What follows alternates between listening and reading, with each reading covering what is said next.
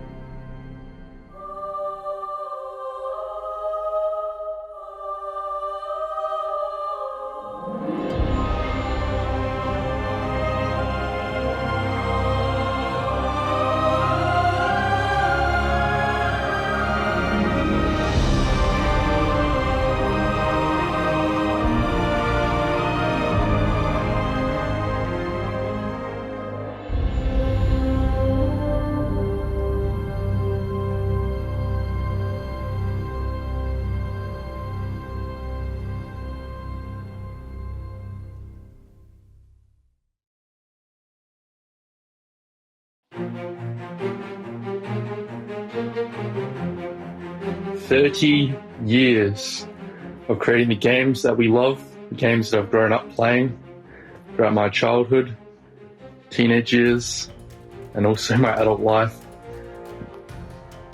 From the OGs, or my OGs, games I started on, the Halo 2s and the Halo 3s, winning championships in these games, from the collectibles and Reach. Amazing artmanship, craftsmanship, designing, coding, all these tireless hours you guys have put in to create these worlds. We need to get back to the city. It isn't safe here. From the Destiny 1 sanitary, and all of the lore that you started with, more collectibles, all the way to Destiny 2.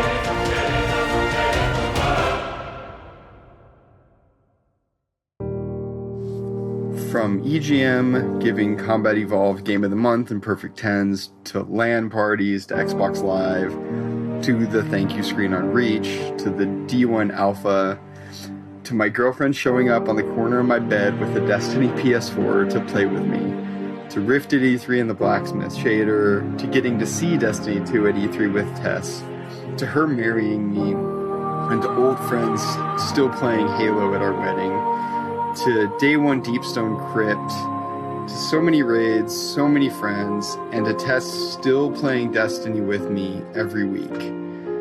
Bungie has personally given me 20 years of fantastic memories, and I am forever grateful. Thank you.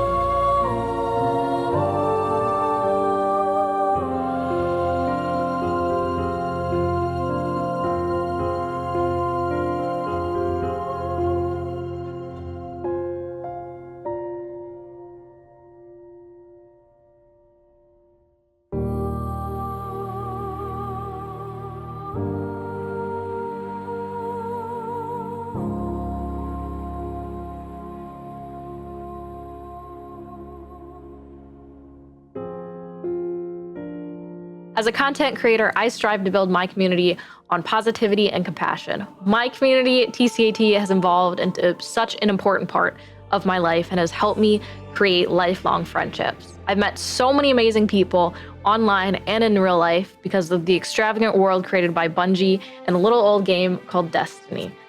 Some of my favorite memories include traveling to Bungie to reveal the Taken King, going to GCX and meeting so many amazing people, and raising money for St. Jude. I will cherish all of these memories, and I cannot wait to make more.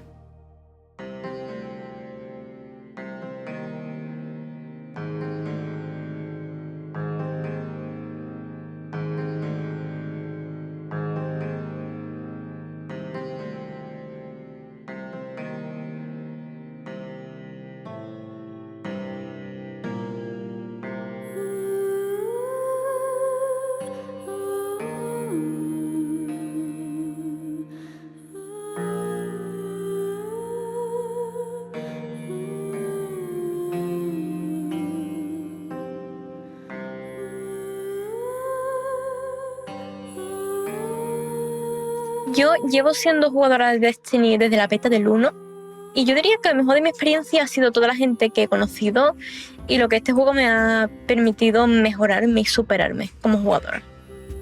Lo más gratificante para mí han sido las experiencias en raids de día 1, la competitividad que estos generan y los retos en solitario que esta magnífica entrega te permite realizar.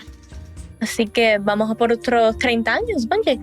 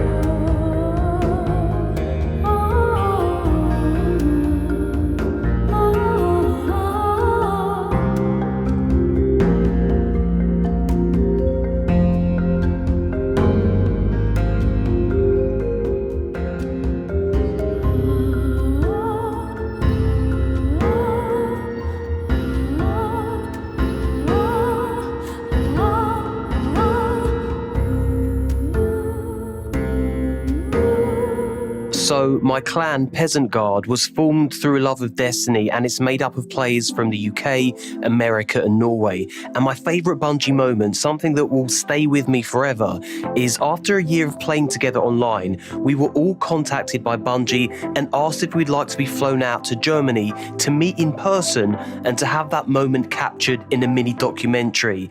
And that happened over 6 years ago now, and it always brings a smile to my face whenever I think about it. So yeah, no question, that was my favourite Bungie moment.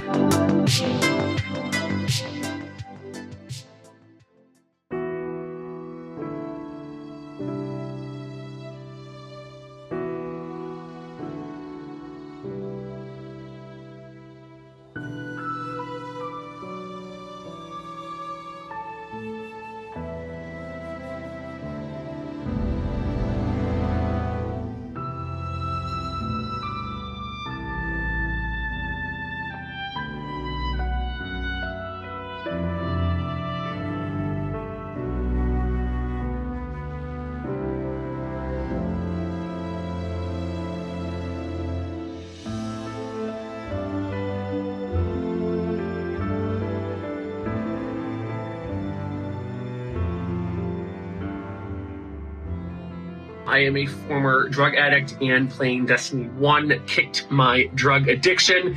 And on my 5-year sober mark, I actually got the Titan Hunter Warlock class logos tattooed on me. And I also want to thank you guys for consistently putting out great games that help build a community. I have a lot of my friends worldwide, both here in the US, UK, Australia, and Europe, from playing Destiny and Destiny 1. So happy birthday, Bungie, and those are two of my main Bungie memories.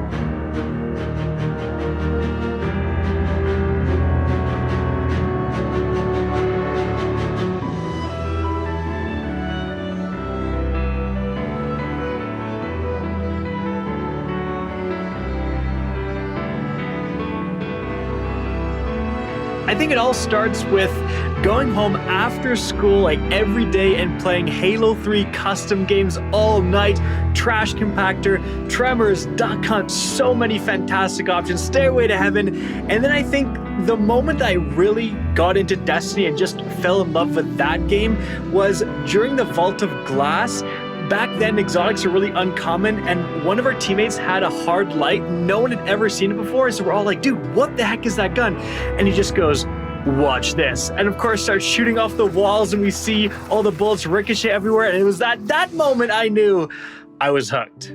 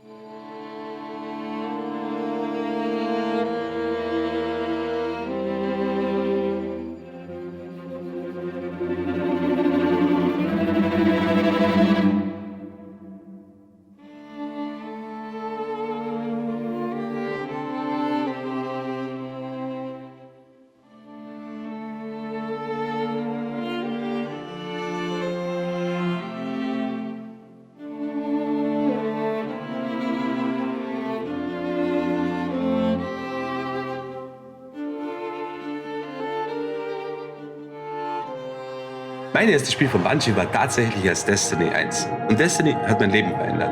Ich wurde durch Destiny zu einem Content Creator, der auf YouTube Videos hochlädt und auf Twitch streamt.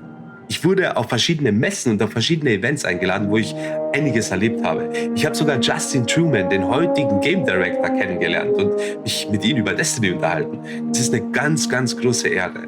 Außerdem habe ich sehr viele Bekanntschaften, sehr viele Freunde über das Spiel kennengelernt, wo ich heute sagen würde, das sind teilweise meine besten Freunde. Ja, Destiny ist geil.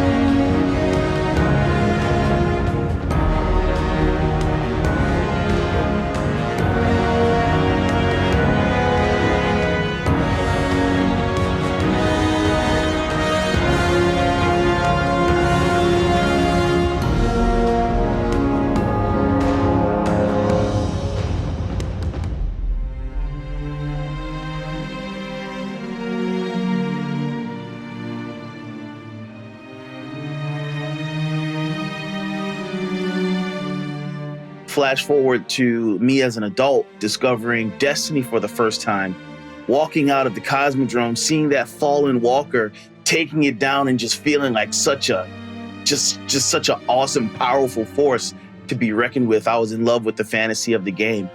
And that was before I knew anything of the Destiny community, which really has captured my heart.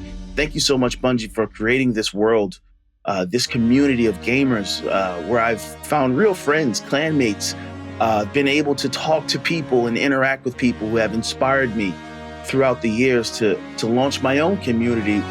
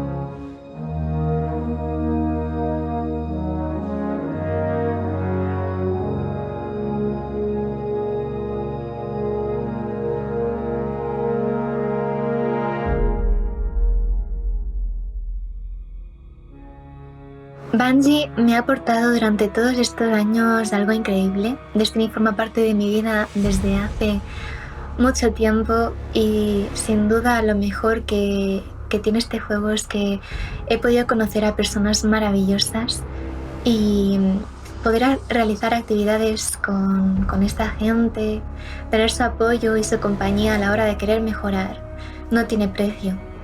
Espero poder seguir durante muchos años más en este mundo y poder esperar con mucha ilusión y mucho hype todo lo que está por venir.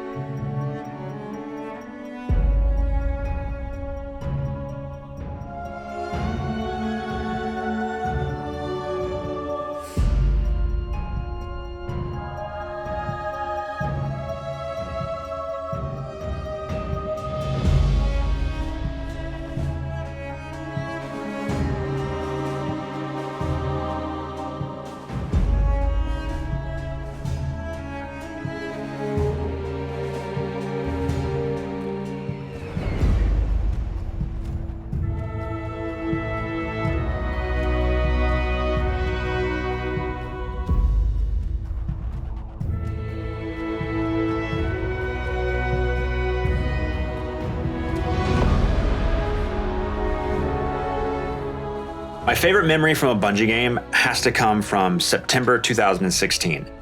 It's a work night and we're about done with a Wrath of the Machine raid when my friend messages us and says, you know that ARG puzzle that Bungie put out? We solved it. Here's a map, go stand in these very specific spots in the raid and see what happens. So we do it and these two monitors turn on and they start spitting out ones and zeros.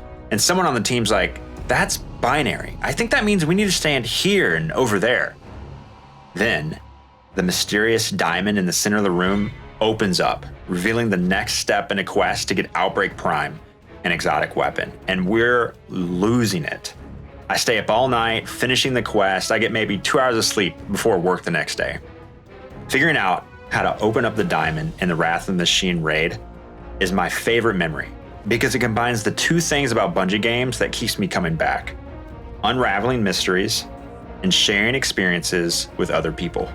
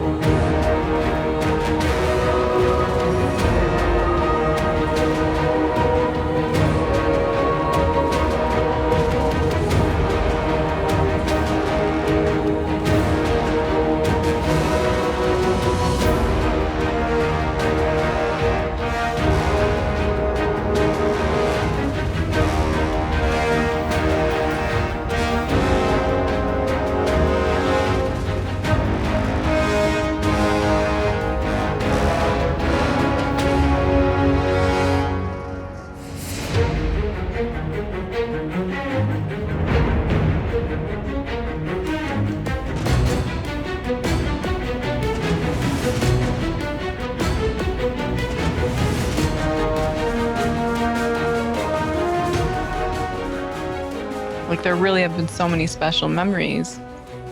I had 2 reoccurring Trials dates every week when Trials of Osiris was going on. One of them was for Dr. Bro Snaps, and then the other one was on Monday nights. I would play Trials of Chilcyrus with some friends that I met online. One of them, Dopa, I got to go to his wedding a couple of years ago, which was really cool. We've been friends IRL now for years. And the other one is my boyfriend of 5 years now. And I still can't believe how crazy it is that Destiny brought me to Twitch, which introduced us to each other. And as a result now, we have another little guardian. She's a future hunter main for sure. But she quite literally would not exist if it wasn't for Bungie/Destiny and Trials of Osiris.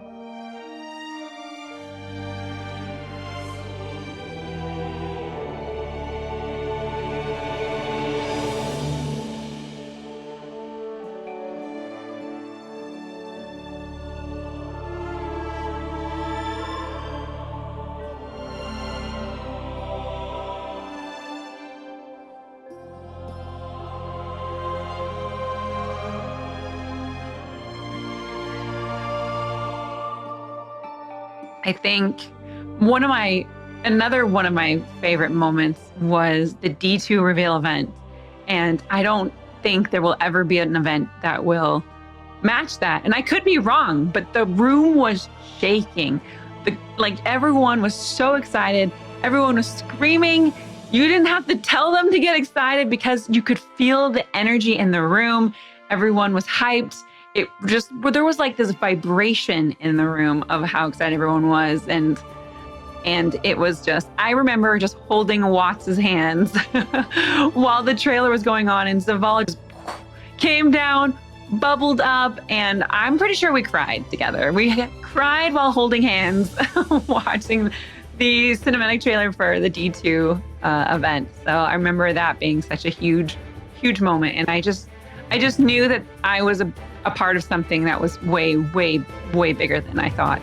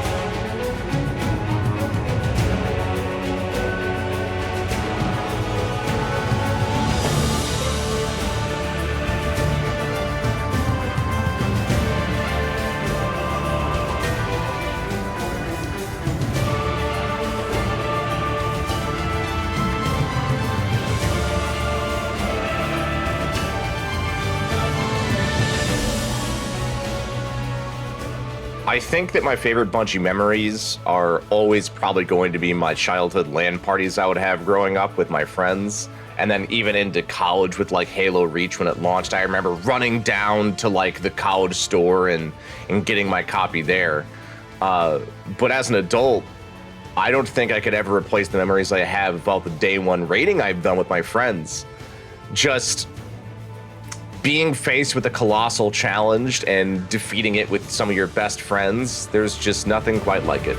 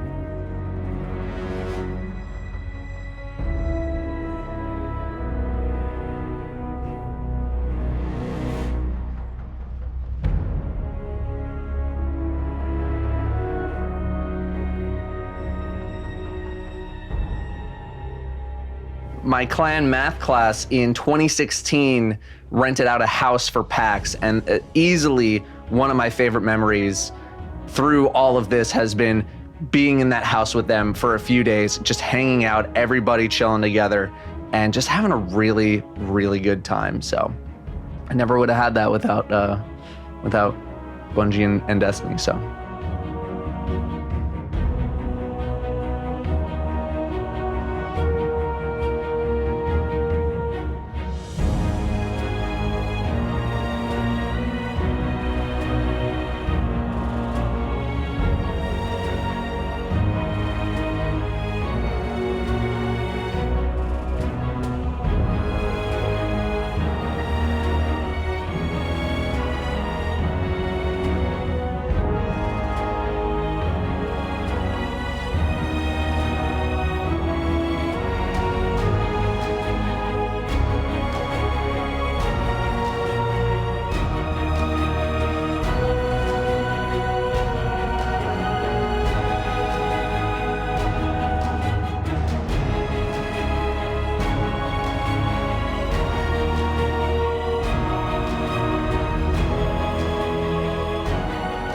Oh man, some memories, man. The memories that really truly brought me back was Destiny 1. And we played Baldur's Glass week 2. We didn't play it on the week of release, we played it on week 2.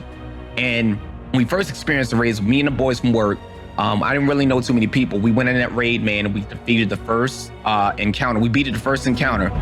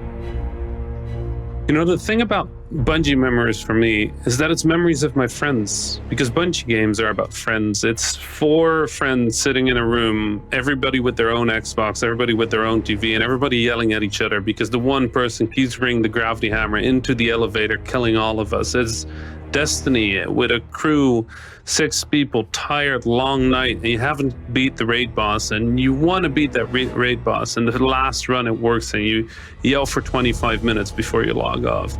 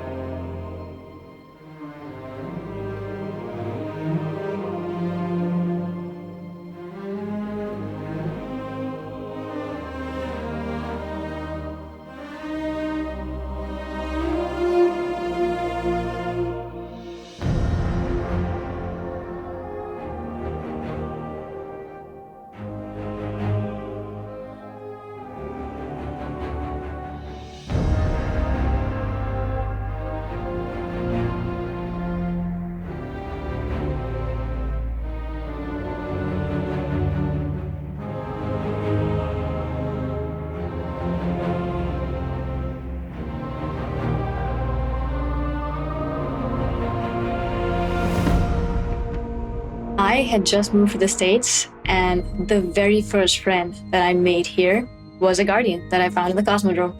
And that guardian has been my best friend and brother for 5 years now. And that was only the beginning of a very special relationship with Destiny for me.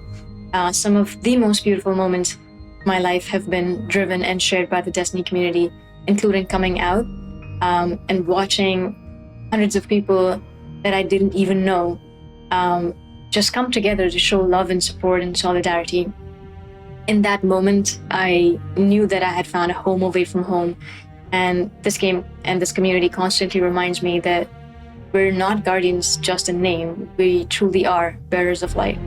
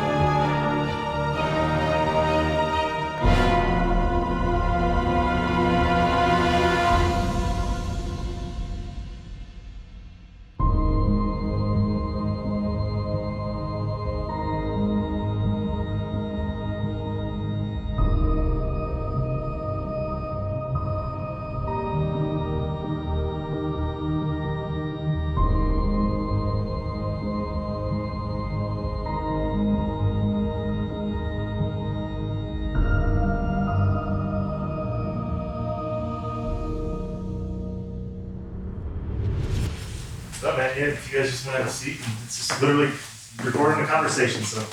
All right. What could go wrong? So I was 11 when you started the company, but you're not that much older.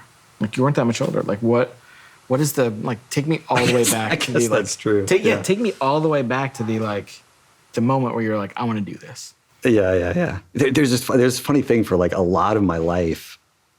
When people would ask me, like, how did this start? I'd be like, I don't know. It was kind of weird. I just started making games, and it seemed like it was fun, and I kept doing it. And when I really started thinking back to my childhood, like I've been obsessed with how like rules can change human behavior, and how you can all agree to play a card game by a certain set of rules. And the adults that I was observing, as a kid they could play cards all night and laugh and interact in whatever way that they did. And yet you could take a different set of rules, for example, a set of rules that a 5-year-old made with the best of intentions, and the adults would like nod and laugh, but they would only play that game for 3 minutes.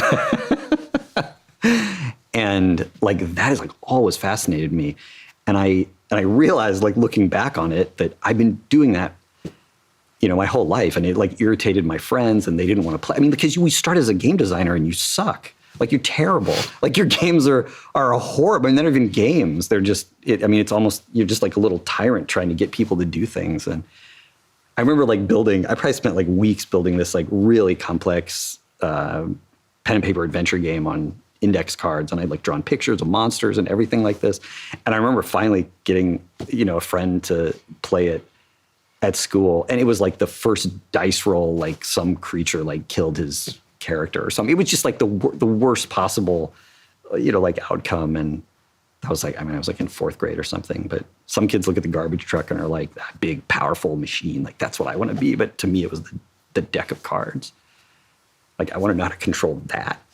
Like power to build an experience that when people come into it, they leave with a smile on their face or more connected to the people around them. Yeah, I've been doing that forever. It's kind of crazy. Way before computers. And then of course, right, I saw games on computers and I was like, wow.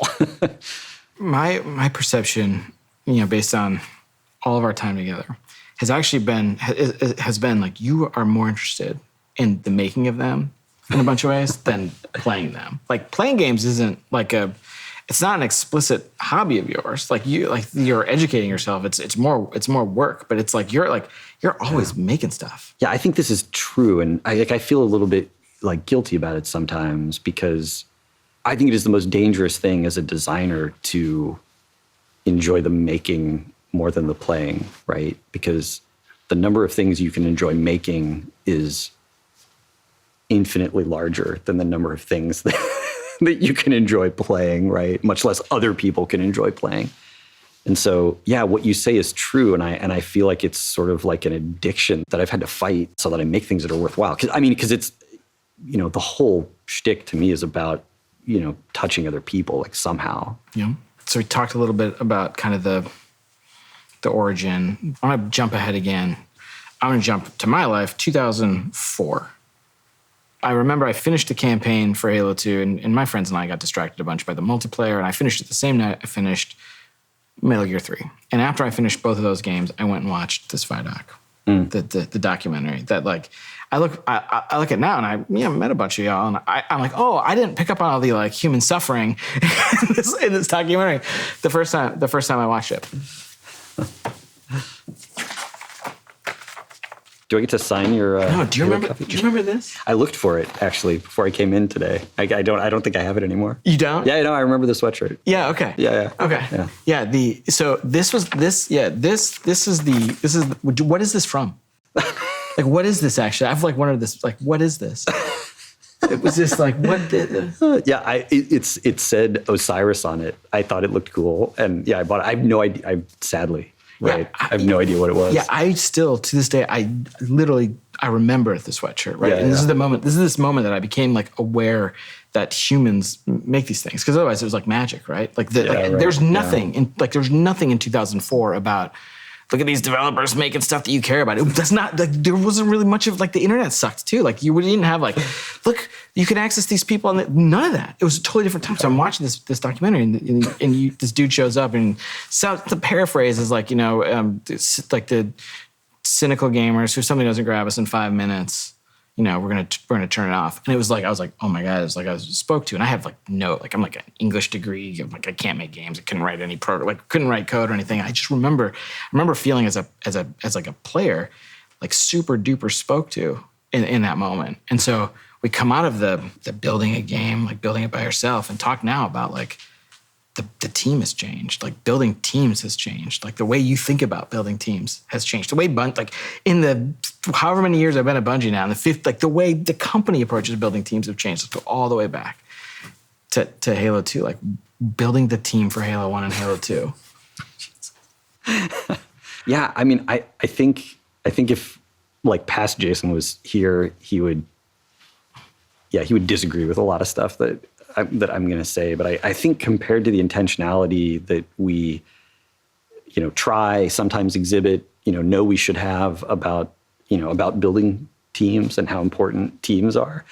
Back then, it was almost just this, snowball that was rolling downhill of people who, liked our games and came to the company, and, then, it snowball rolled a little faster, and it was just a bunch of people trying to do their best, trying to recreate the feelings that they had, when they played games. And you can get pretty far on passion and talent, but it sometimes makes things really hard when you're not being thoughtful about the organization of the team, the design of the product relative to the resources and time you have. And yeah, it made Halo 2 super challenging for a bunch of reasons, but yeah, I don't know. I guess that's, and past Jason would tell me, like, you're an idiot. We were thinking about all that stuff. You just had to learn. But, like, when I look back, like, he wasn't thinking about that stuff, What was he thinking about? I mean, he was just thinking about the game. But I mean, I don't know. I always think, I think my past self is like not really that sharp because I mean, every year we've learned so much, I feel. And so I look back and I think that, that guy must be an idiot. Because look at all the stuff I learned just this year on Halo 1. Like I didn't know anything. But I go back and I found one of the notebooks from Halo 1. Like that guy wasn't an idiot. Like, I mean, there's stuff that, he didn't know, but there's a lot of like super interesting exploration and thought and like possibilities that, didn't end up at the game in there. And so I don't know. I don't know what to make of that. Because I feel like I've learned so much, but when I go back, I'm sort of like blown away by, what was happening in my mind. It's pretty embarrassing when I think about I think about my life in terms of decades and like what are like the big lessons from the decades. And when I like articulate one of the like a lesson from my 30s, it's like so embarrassing.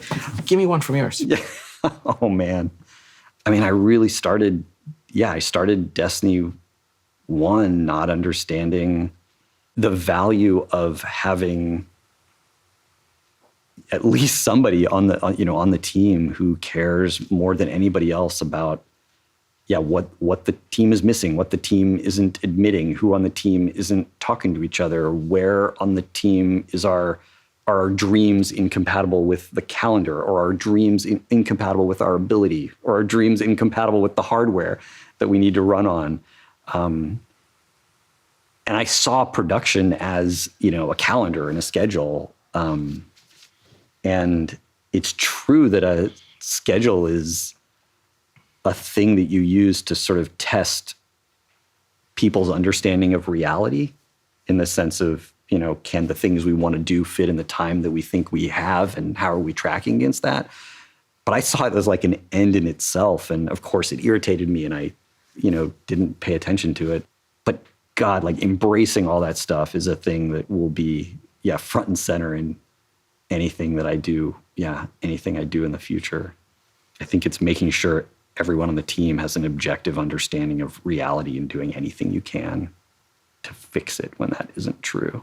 I didn't understand that when I started Destiny 1. Destiny 1 made me understand that. So what I want to talk about now is where computers are heading. Mm-hmm. Mm-hmm. Where's it going? AR is going to be the thing that displaces mobile. Like I'm so sure of that. I'm so sure we're all going to be wearing glasses, and all the TVs are going to go in a landfill. All those companies are going to go out of business. All the cracks in our ceiling are going to get fixed in our glasses. Like so many people are going to end up with virtual pets and windows out to the Taj Mahal or the Eiffel Tower. And maybe it'll be 20 years. Like, I think it's going to be a lot sooner than that. And I think it's going to be really interesting. And when it happens, like the reason that you're going to know it's going to take over the whole world is everybody's going to laugh at it. Like everybody's going to think it's ridiculous. When the iPhone, came out, the stuff people were saying to like not admit that they were holding like a, chunk of the sun in their hands that was going to change the world. Like the stuff people said was ridiculous.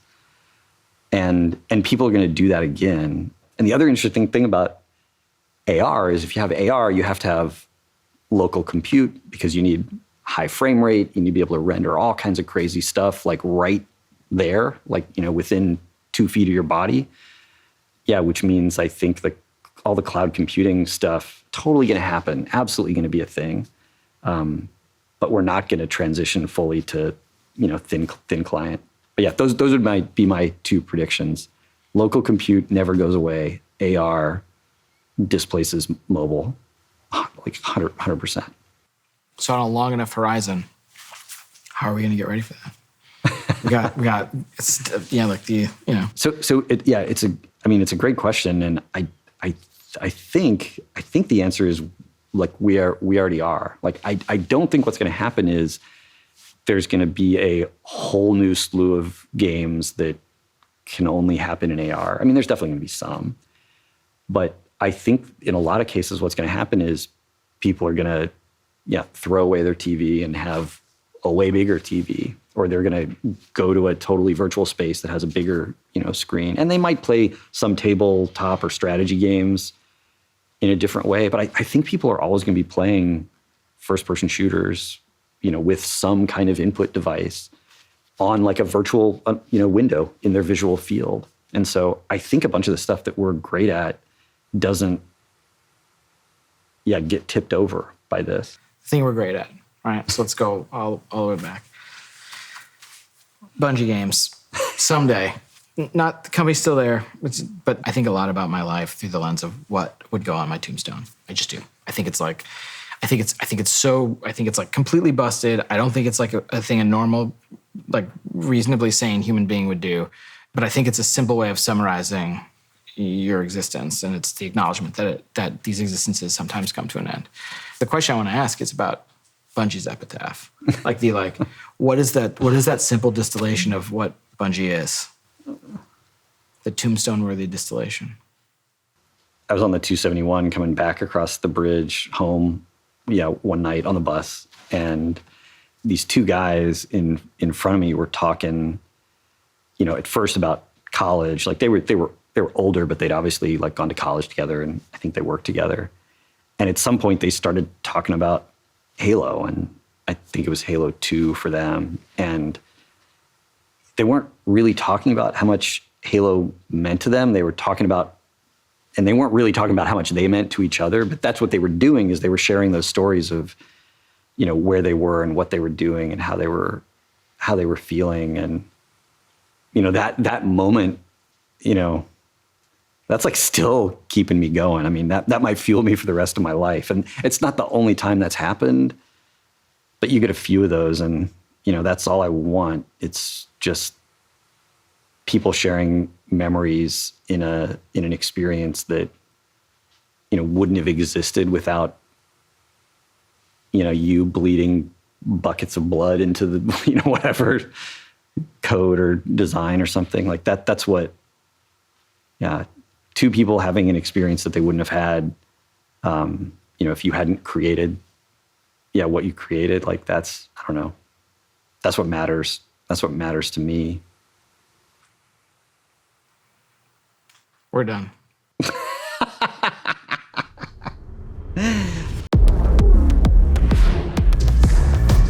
We're just going right into like the trailer, huh? This is what I brought you here to see. Beyond light! Stasis is just a tool. It's an ice tornado, dude. That was the sickest thing I've ever seen. I'm in space! It's freaking Aldrin! Bow. No. What the heck? What's those baby falling? They're so cute! No. Let's move first! Together, we are enough!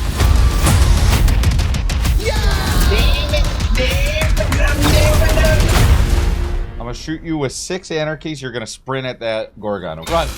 Godspeed, little doodle. Run.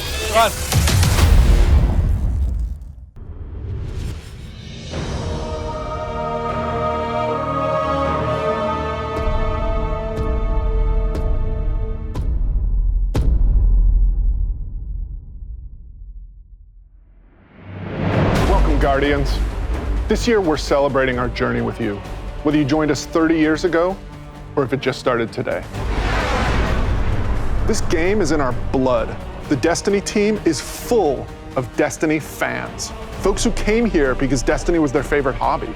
Folks who log out from work in the evening and log in to play with their clan. The team we have today is committed to relentlessly upgrading this game that we all love. We aren't happy with just another mission. Instead, we want to push the limit of quality you can expect in an action MMO with uniquely Destiny experiences like Expunge and Presage. We are committed to delivering the best mission content that you can play in any game with a friend and having the best feeling action game, period. And this shows through in the passion that we see for Destiny 2. Since we declared independence 2 years ago, the Destiny community has grown by over 20 million new players, and it continues to grow faster than we ever could have predicted. We're grateful to be a part of this amazing growing community that you all have created.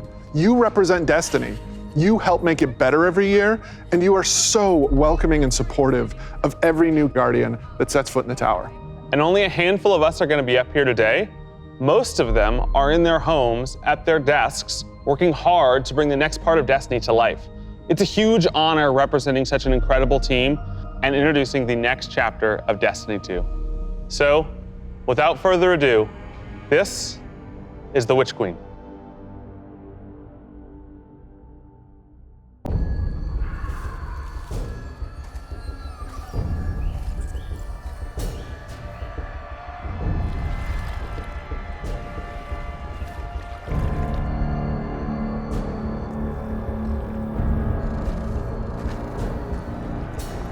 Truth is a funny thing.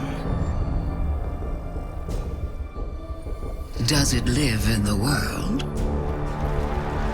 or in the mind?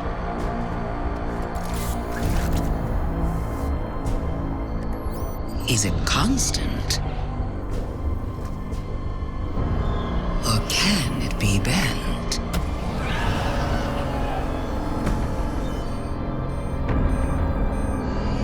Who decides what is true? In this universe of light and dark, there is no greater power. Tell me, little lights, what is your truth now?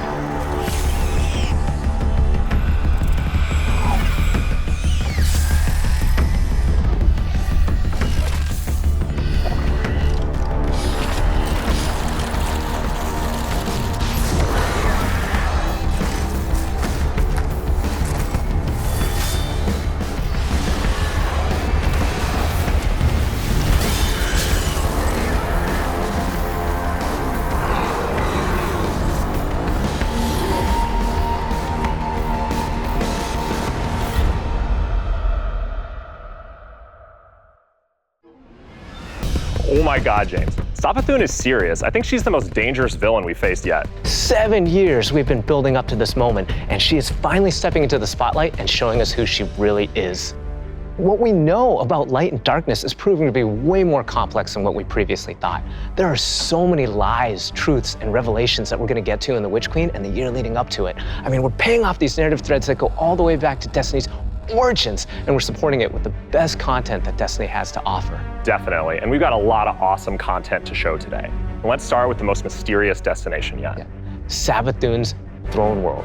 This is an uncharted wonderland of secrets and lies. It's this place that she's created in her own image, this surreal and majestic light-blessed world. She has this castle that she rules from. It overlooks this dark, swampy underbelly with this lone pyramid ship out there.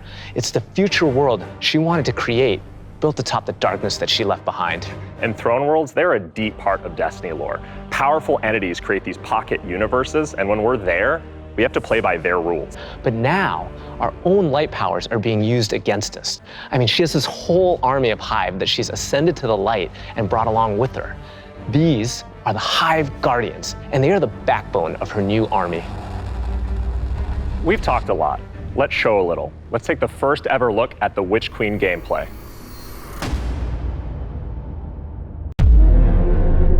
Savathun, the Witch Queen, Hive God of cunning and lies. After the death of her brother Oryx, Savathun went into hiding. Not out of fear, of course, but out of strategy.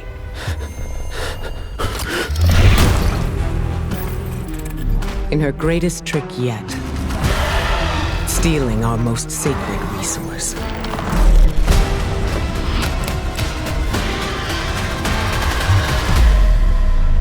The one thing we thought she could never touch. The light.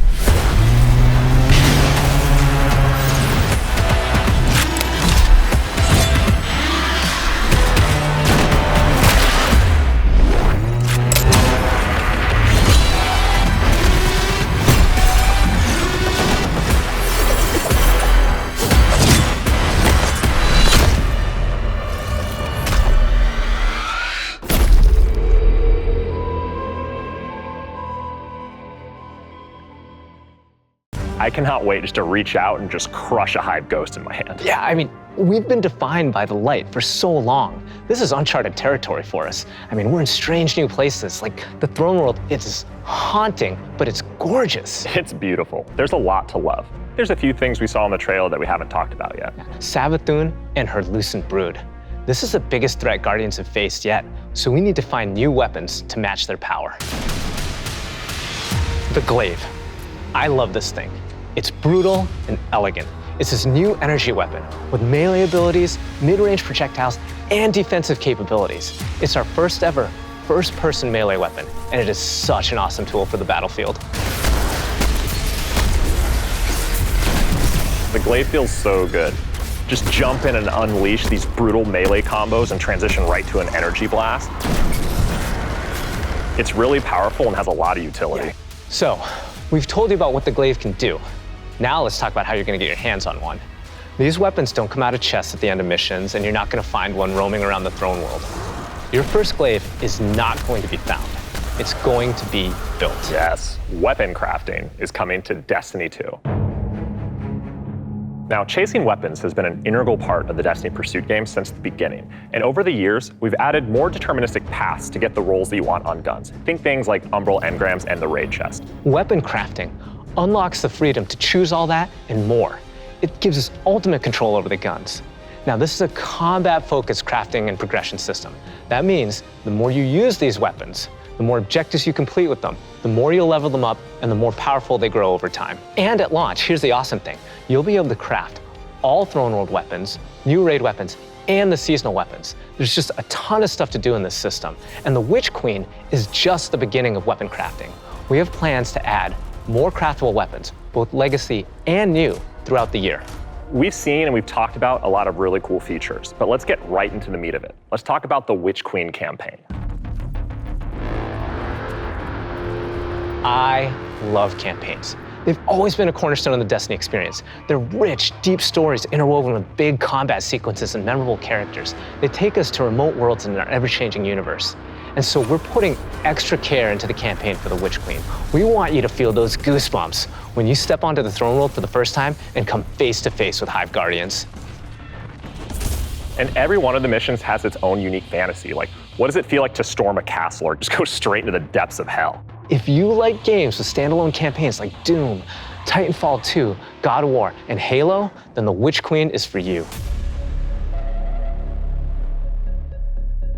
So, in addition to our classic normal mode, Legendary is our tougher, aspirational version of the campaign, where the enemies hit harder and respawning is heavily restricted. So every battle is a gut punch, every boss is a worthy adversary. It's gonna hurt. You might tap out, but if you persist and you get to the end, your time will be well rewarded. Whether you want to play solo or with a fire team, the difficulty will scale based on how many people you bring. Before we go, one last trip down memory lane. I remember camping out the Predator for Destiny 1 because I just had to have the Ghost. To me, it was like the symbol of Destiny. And if you care about that stuff like me, you're gonna want to get your hands on the Collector's Edition because you're gonna get a Hive buddy to go up on the shelf with it.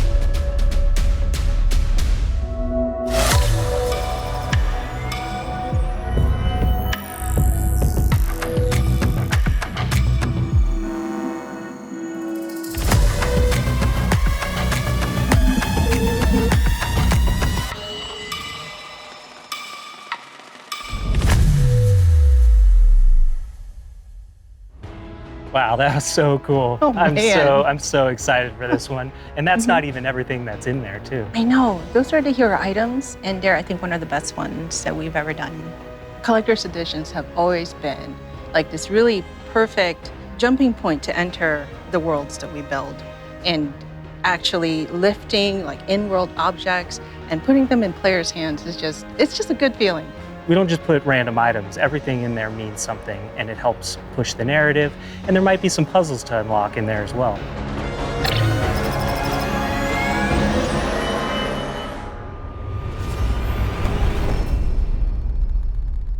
So at this point, you can see Savathun has been one of our greatest threats, operating behind the scenes for years. You may have heard of her brother, the Taken King, but Savathun is the most dangerous being we've ever faced. She's cunning, elusive, she works in the shadows, so in a way, Savathun is new to all of us. Exactly, and now it's time to finally see this legend reveal herself and change the Destiny universe forever. But when we talk about the overarching story of Destiny, we don't just mean the plot lines or characters that feature release to release. Narrative is a guiding force in Destiny, and we're calling on its rich history of world building, bringing that to the forefront and growing it in a bold new direction. So when you join the game today, you'll experience an immediate call to action alongside millions of your fellow Guardians. During this past year, we watched the results of your actions play out across Destiny's seasonal releases. You've redeemed old foes, brought former enemies to the bargaining table, learned that there's always more than one side to every story, and built alliances no one ever thought possible. And on the largest scale, you'll experience a vast, living, interconnected world of stories that's striving to a greater end. We need you, Guardian. You'll experience this alongside a massive community of Guardians, release after release, together. This is our universe's cosmic purpose. This 10-year journey we've been on since Destiny 1, it's drawing to its dramatic conclusion. The Light and Darkness saga will end. But make no mistake, Destiny 2 will not. We're building not so much to an ending, but more to this transformative moment for Destiny 2's future. Last year, we announced the Witch Queen and the following expansion, Lightfall. And now we're excited to announce the release after Lightfall, the final chapter in the Light and Darkness saga, Destiny 2, the final shape. It's going to be one wild, continuous ride. Yes, and that ride starts with Season of the Lost. Not only is it the prologue to the Witch Queen, it's your first opportunity to interact with Savathun. But rather than spoil it for you, why don't we take a look? If we are to survive the coming storm, the tower and the dreaming city must stand united. We are surrounded. A ring of spears pointing inward from the edges of our system.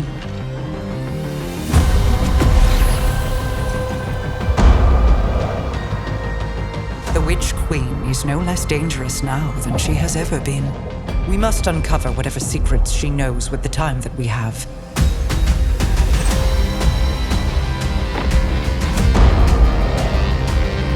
Relight the pathways of the Ascendant Plane and guide my people back to me.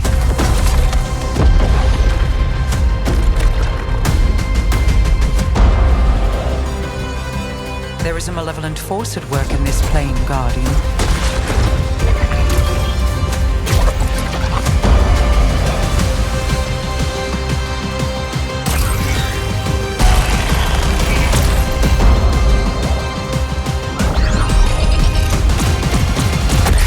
Your knack for violence is needed.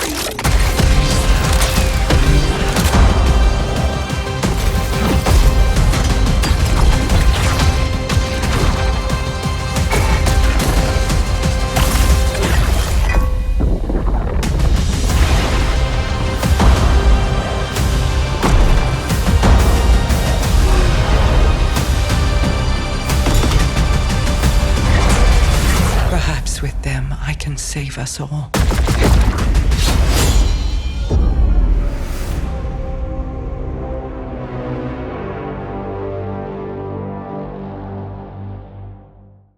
Seasons have gone through massive transformations since Shadowkeep. We're dedicated to creating an evolving, interconnected world that puts your Guardian at the center of the action. We're reaching the end of one journey and the beginning of another. The days of Destiny's biggest story moments happening in lore pages is long gone. I mean, Mara's return has been hinted at forever, and now it's happening in a season.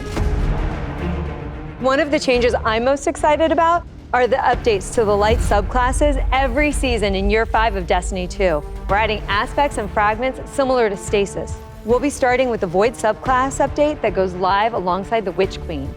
But the Witch Queen is only the beginning of what's to come, and Season of the Lost is the prologue to that story. It starts off with Marasov's return to the Dreaming City, and with her return, all the awoken technology comes alive.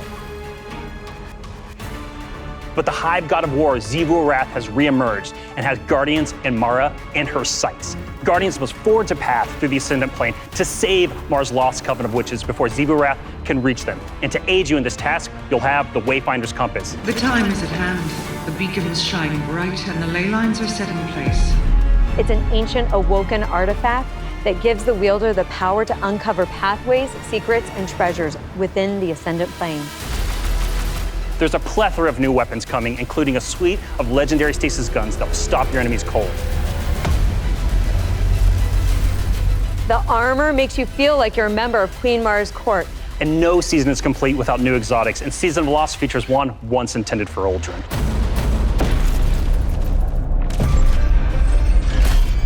Let's take a moment to talk about Trials. So Trials of Osiris is the endgame aspirational PvP activity and more popular than ever. Two of the biggest asks from our community have been adding anti-cheat and adding matchmaking. In Season of the Lost, we're doing both. We've partnered with BattleEye to soft launch the anti-cheat software when Trials goes live on September 10th. Also, you'll be able to matchmake with groups of players to form fire teams or solo queue by yourself. And we've remixed how rewards are distributed to give all players the opportunity to earn some of the best weapons and coolest armor in the game. That's right. We're shifting away from winning matches as a primary way to earn loot, and instead, winning individual rounds and completing matches will allow you to earn some rewards. But Going Flawless hasn't changed. So if you want to flex those PvP skills, the Flawless Chest will still be the only place to earn Adept Trials weapons and unique cosmetics. All right, so the next chapter in Destiny begins right after this stream with Season of the Lost. Return to the Dreaming City with Mara Sov and learn the mystic art of wayfinding. I'm so excited crossplay is going live today. And today is your first opportunity to jump into Destiny with friends on any platform from all over the world, playing together.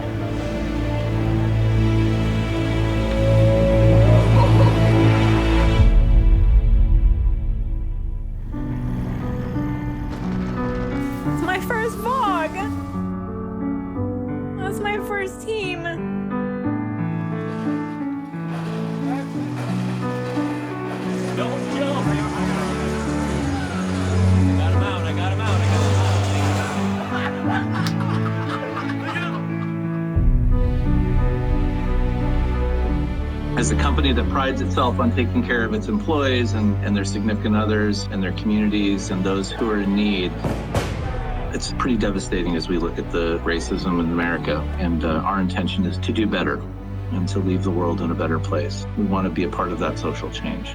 Fuck racism. We don't just stop with the games that we make, but we really utilize the successes that we've seen to be able to give back in an even greater capacity that spans beyond just the gaming industry. Bungie Foundation, thank you. Pressing button. We're live! Destiny servers are live. This adventure has begun. It's awesome to have you here.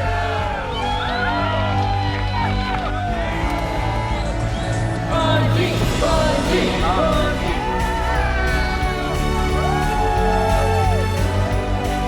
This game is going to single-handedly destroy my social life, and I can't wait.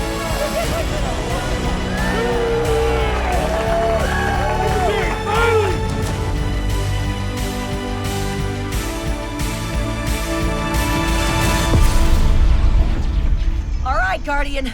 Time to kick him where it hurts.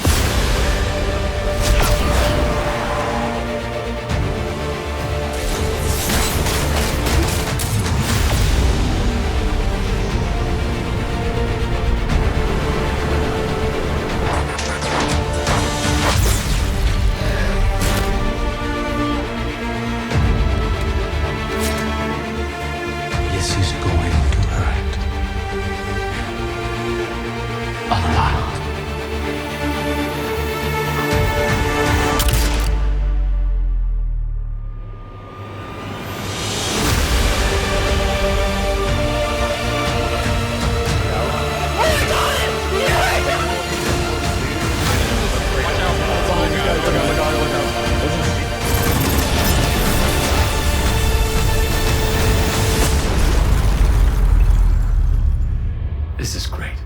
Anyone want a hug? Hugs? No? No hugs.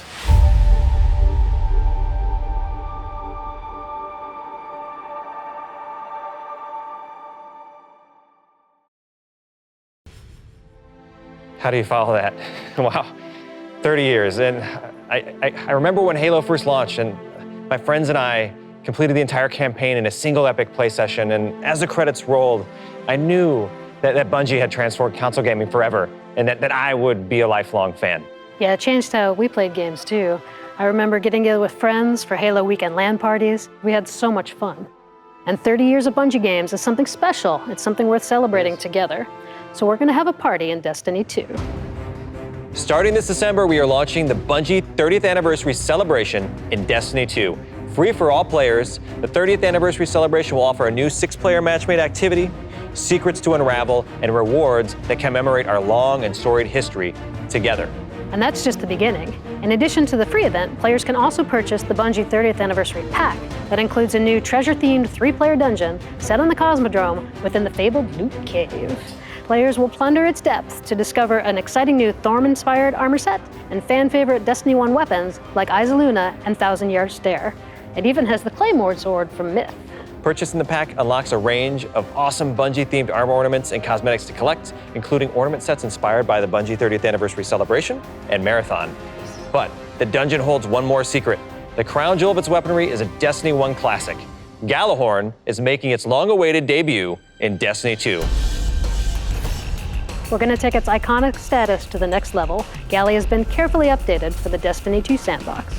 So, this December, join your friends and collect exclusive rewards during the Bungie 30th Anniversary Celebration. But the party isn't only happening in Destiny 2. We've partnered with Nerf Limited to create a functional, dart-firing Gjallarhorn. We'll have more on that soon. And that's not all. Here's a look at some of the incredible loot we've made over the years and a sneak peek of what's coming up.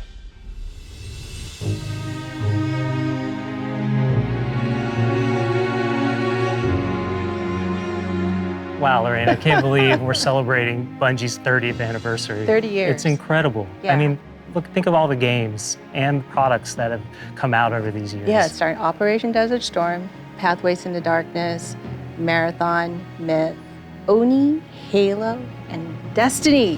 7 years of Destiny. It's an amazing journey.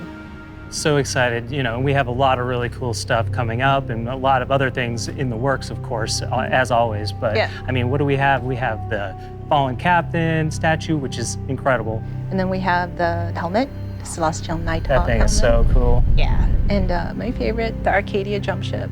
Yeah, I get goosebumps just thinking about that. You know, it really gives me that nostalgia from Destiny 1. And so I think it's a great way we're gonna celebrate not only Bungie's 30-year heritage, but the 7-year heritage of Destiny. Yeah. And it definitely gives you the feels.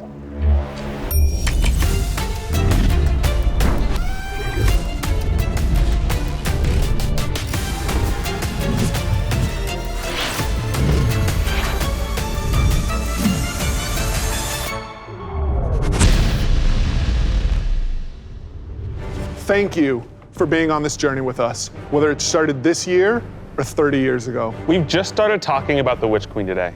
You've got our first peek at weapon crafting, our definitively Destiny campaign, the Glaive, and a year full of updates to all our light-based subclasses. All of this and more is coming alongside Savathun's long-awaited arrival front and center to the Destiny universe. The Witch Queen marks an acceleration in our story heading towards the conclusion of the Light and Dark saga, and we're so excited for everyone to join us on this epic adventure in the Witch Queen, Lightfall, the final shape, and beyond. And the Witch Queen's gonna kick off another amazing year of Destiny with 4 great seasons packed with all of the narrative, events, and rewards that you've come to expect from us. But there's even more coming next year than just our new seasons. The deluxe edition of the Witch Queen will also include 2 brand new dungeons to be released in 2022.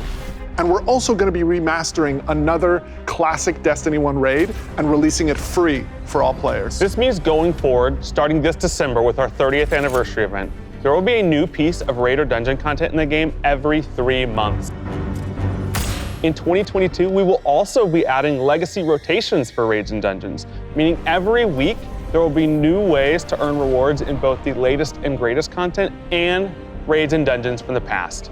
If you love amazing in-game content, we want to prove that no other game offers more quality and more variety than Destiny 2. We hope that you've enjoyed a look into the future of Destiny 2. Witch Queen pre-orders are available wherever you play Destiny. Crossplay is live on all devices, and Season of the Lost kicks off today. See you in game.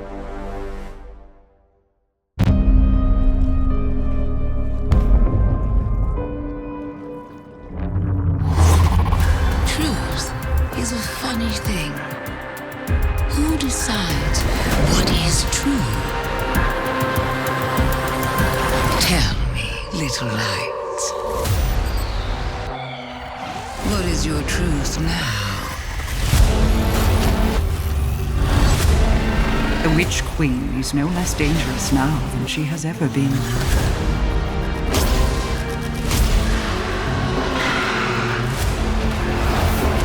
Prepare for what is inevitably to come.